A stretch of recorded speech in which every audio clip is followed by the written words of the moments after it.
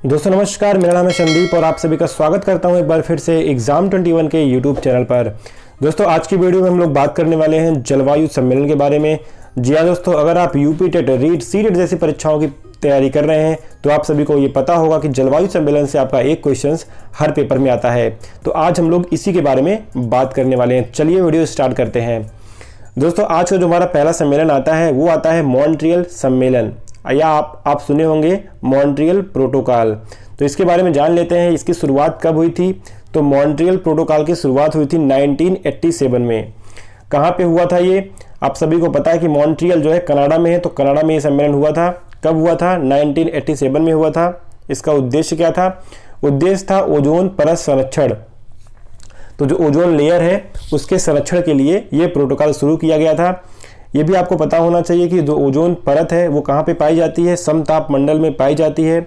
और इसके जो मापने की इकाई है वो, उसकी इकाई क्या क्या बोलते हैं, डाब्सन उसकी इकाई है।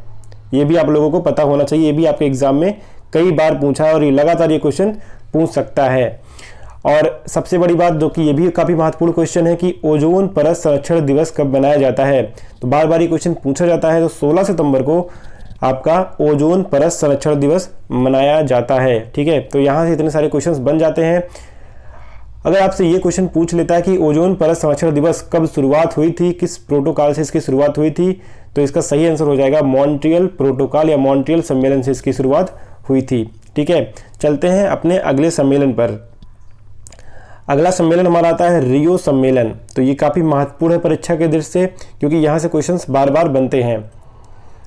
रियो सम्मेलन की बात करें तो इसका एक दूसरा नाम है, उसका नाम है पृथ्वी सम्मेलन या फिर एजेंडा 21 सम्मेलन। ठीक है, तो रियो सम्मेलन को क्या बोलते हैं? पृथ्वी सम्मेलन बोलते हैं, और या एजेंडा 21 सम्मेलन, इन दोनों नामों से इसको जानते हैं। इसकी शुरुआत कब हुई थी?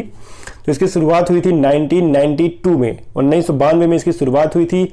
और ये कहाँ पे हुआ था? आपको पता होना चाहिए कि ब्राज़ील की राजधानी रियो डी जेनेरियो, ठीक है, यहाँ पे जो है इसकी शुरुआत हुई थी। यहीं पे ही जो है आपका ओलंपिक गेम हुआ था। तो अगर आपसे पूछता है कि पृथ्वी सम्मेलन कब हुआ था पहला वाला, तो रियो सम्मेलन 1992 को हुआ था। कई बार क्वेश्चन दोस्तों पूछ लेता है कि 2002 में जो जोहान्सबर्ग में हुआ था वो कौन सा सम्मेलन था। तो वो पृथ्वी का दूसरा सम्मेलन था। ठीक है, 10 साल बाद हुआ था। 1992 के बाद 2002 में हुआ था। पृथ्वी 10 के नाम से भी इसे जाना जाता है। उसके बाद दोस्तों 2012 में हुआ था। कहाँ पे हुआ था? रियो डी जेनेरियो में एक बार फिर से हुआ था। और ये जो है रियो सम्मेलन 1992 के बाद की 20वीं वर्षगांठ थी, इसलिए जो है 2012 में ये हुआ था। बात कर लेते हैं इसके बारे में। तो जल दिवस की शुरुआत जो है यहीं से शुरू हुई थी। 1993 से जल दिवस की शुरुआत हुई थी। पता होना चाहिए आपको कि जल दिवस कब मनाते हैं। 22 मार्च को हम जो है जल दिवस मनाते हैं। कई बार क्वेश्चन पूछा गया है। और जस्ट एक महीने बाद अगर हम बात करें 22 अप्रैल, तो 22 अप्रैल को हम लोग क्या मनाते हैं?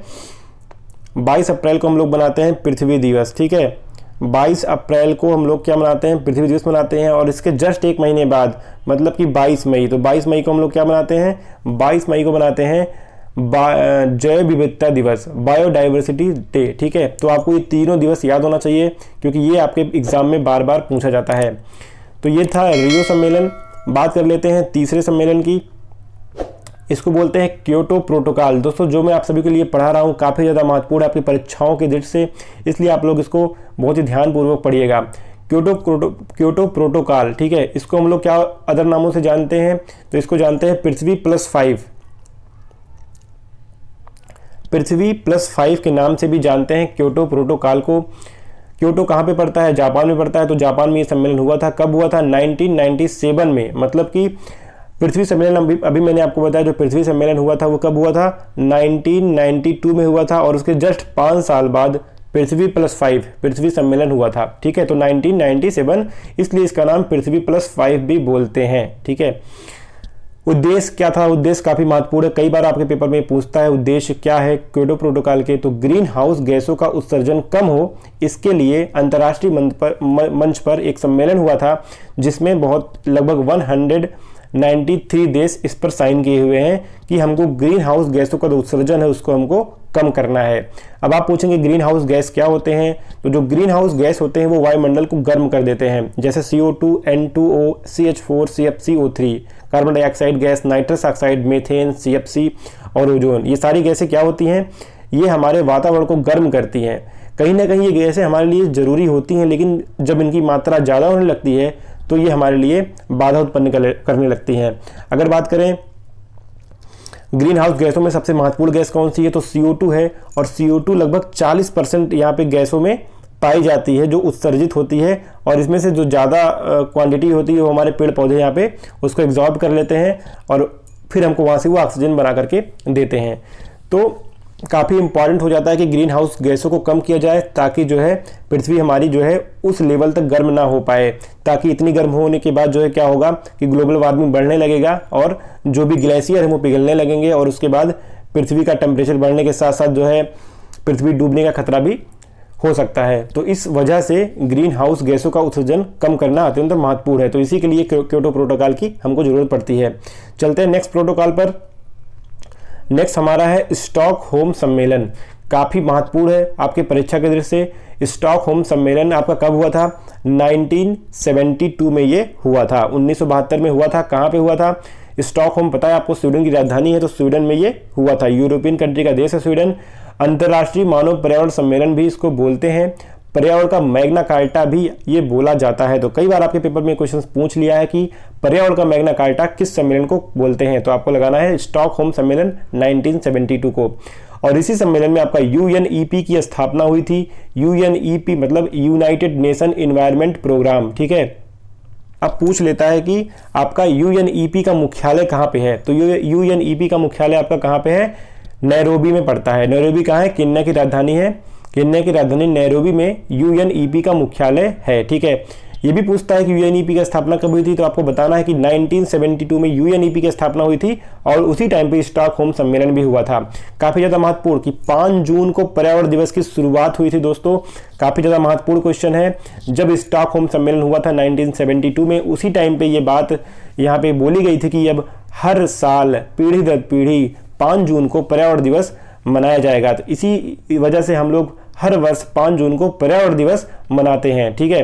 5 जून 1972 को पर्यावरण दिवस की शुरुआत हुई थी। काफ़ी ज़्यादा महत्वपूर्ण है ये आपके परीक्षा के दृष्टि से। चलते हैं अगले सम्मेलन पर। अगला सम्मेलन हमारा आता है हेलसिंकी सम्मेलन। तो हेलसिंकी सम्मेलन कहाँ पे हुआ है, सीधी बात है ये कैपिटल है फिनलैंड की, और ये कब हुआ था, 1974 को ये हुआ था। 1974 में हेलसिंकी सम्मेलन हुआ था। क्यों हुआ था, उद्देश्य इसका क्या है, सामुद्रिक पर्यावरण के लिए। जी हाँ दोस्तों, आप सभी को पता होना चाहिए कि जो हमारा समुद्र है वो जो है पर्यावरण की दृष्टि से काफ़ी ज़्यादा महत्वपूर्ण है, लेकिन हम लोग क्या कर रहे हैं, समुद्र को गंदा कर रहे हैं। बहुत सारा कचरा समुद्र में इस टाइम पे जा रहा है। उसको पर्यावरण के बनाए रखने के लिए, इकोसिस्टम को बनाए रखने के लिए 1974 में हेलसिंकी सम्मेलन हुआ था कि हम समुद्रिक पर्यावरण को बनाए रखने के लिए इस पे हस्ताक्षर करेंगे, ठीक है। तो इसका उद्देश्य है समुद्रिक पर्यावरण के लिए हेलसिंकी सम्मेलन शुरू किया गया था। अगला आता है वियना सम्मेलन। ये कब हुआ था, 1985 में हुआ था वियना सम्मेलन। कहाँ पे हुआ था, ऑस्ट्रिया की राजधानी वियना में हुआ था 1985 को। और ये जो है सम्मेलन ओजोन परत संरक्षण के लिए पहला कदम था। तो दोनों में आपको फर्क देखना है कि जो मॉन्ट्रियल प्रोटोकॉल है वो 1987 में हुआ था, मतलब कि 1985 के बाद 2 साल बाद हुआ था, लेकिन 1985 में नींव रख दी गई थी ओजोन परत संरक्षण के लिए, ठीक है। ओजोन परत संरक्षण के बारे में मैंने सभी बता दिया है कि 16 सितंबर को ओजोन परत संरक्षण दिवस मनाया जाता है। डाप्सन इसकी इकाई होती है। समतापमंडल में ओजोन परत पाया जाता है। फार्मूला O3 होता है, ठीक है। सारी बातें आपको जानी जरूरी है, कुछ भी क्वेश्चन आपके एग्जाम में पूछ सकता है। चलते हैं नेक्स्ट सम्मेलन पर। नेक्स्ट क्या है, कोपेनहेगन सम्मेलन। तो ये भी जल्दी का सम्मेलन है। कोपेनहेगन सम्मेलन कब हुआ था, 2009 में हुआ था। 2009 में ये हुआ था। कहाँ पे हुआ था कोपेनहेगन, आपको पता है अफ्रीका में, तो अफ्रीका में ही होगा। उद्देश्य क्या था, ग्रीन हाउस गैसों में कमी की जा सके, लेस कार्बन उत्पन्न हो, ठीक है। इसके लिए ये सम्मेलन का जो है उद्देश्य था। तो डायरेक्ट आपकी परीक्षा में ये पूछ सकता है कि कोपेनहेगन सम्मेलन कब हुआ था, तो आपको लगाना 2009 में ये हुआ था, ठीक है। अगला आ जाता है हमारा कानकुन सम्मेलन। तो कानकुन सम्मेलन हमारा कब हुआ था, ये भी लेटेस्ट में हुआ था, 2010 में ये हुआ था, ठीक है। और ये कहाँ पे हुआ था, मैक्सिको में हुआ था। उद्देश्य क्या था? हरित जलवायु कोष स्थापित करने के लिए, मतलब सीधी सी बात है ग्रीन हाउस गैसों में कमी लाने के लिए। दोस्तों देखिए, लगातार सम्मेलन जो भी बढ़ रहे हैं वो किस वजह से बढ़ रहे हैं? क्योंकि हमारी पृथ्वी खतरे में है, हम लगातार पर्यावरण को गंदा कर रहे हैं, ग्लोबल वार्मिंग का खतरा लगातार बढ़ रहा है, पृथ्वी हमारी गर्म हो रही है। आपको पता होगा गर्मी में टेम्परेचर लगभग 50 के पार चला जाता है। तो कहीं ना कहीं जो ये गर्मी है, जो ये ग्लोबल वार्मिंग का खतरा बढ़ता जा रहा है, इससे हमारी पृथ्वी को काफ़ी ज़्यादा हानि होने वाली है। इस वजह से ये सम्मेलन हो रहे हैं और सारे देश मिल करके ये निर्णय कर रहे हैं कि लगातार हम लोग जो है ग्रीन हाउस गैसों का जो उत्सर्जन है उसको कम कर सकें, ताकि हमारी पृथ्वी जो है गर्म ना हो पाए और हम इससे सुरक्षा प्रदान कर सकें हमारी पृथ्वी को। तो दोस्तों ये हमारे जो है इम्पोर्टेंट सम्मेलन थे। उम्मीद करता हूँ आपको ये वीडियो अच्छी लगी होगी। अगर वीडियो अच्छी लगी तो वीडियो को लाइक कर दीजिए, और अगर आप इस चैनल पर नए हैं और अगर आप UP TET, CTET, REET जैसे शिक्षक भर्ती जैसे एग्जाम्स की प्रिपरेशन कर रहे हैं तो आप लोग इस चैनल को सब्सक्राइब कर लीजिए, क्योंकि मैं आप सभी के लिए ऐसे ही इंपॉर्टेंस वीडियोस लाता रहता हूँ। मिलते हैं अगले वीडियो में एक नए टॉपिक के साथ, तब तक के लिए नमस्कार, जय हिंद।